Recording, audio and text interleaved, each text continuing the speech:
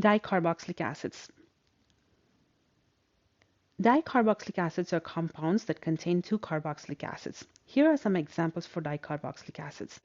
Oxalic acid is an example for a dicarboxylic acid where the two carboxylic acid groups are separated by 0 carbons. You do not have any carbons in between. Malonic acid has 1 carbon in between. So basically this is going to be a CH2 group. And succinic acid has 2 CH2s in between the two carboxylic acids. Although the two carboxylic acid groups are identical, they are not going to have the same pKa values because the protons are going to be lost one at a time. For example, let's consider this molecule. When you want to remove the first hydrogen, it needs to come out from a neutral molecule. Now also, you do have a carboxylic acid which is electron withdrawing. So which is going to make this compound more acidic, and that's why you have this pKa value to be 2.86.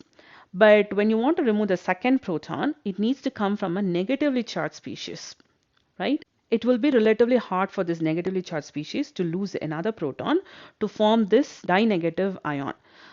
And that is the reason why you have a higher pKa value here.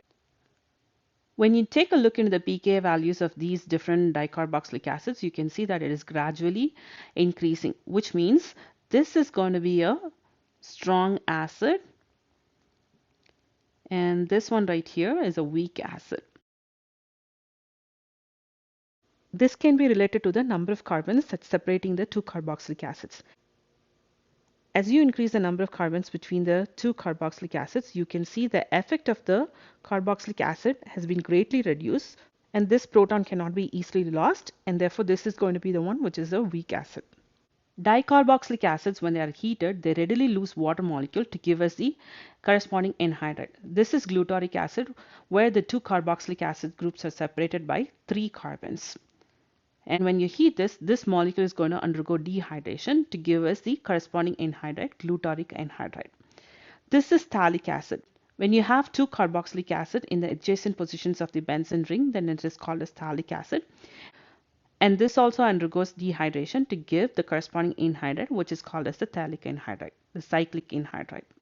We can also obtain the cyclic anhydrides by reacting the dicarboxylic acid with either acetyl chloride or acetic anhydride. So for this reaction, you will also get 2 equivalents of the carboxylic acid.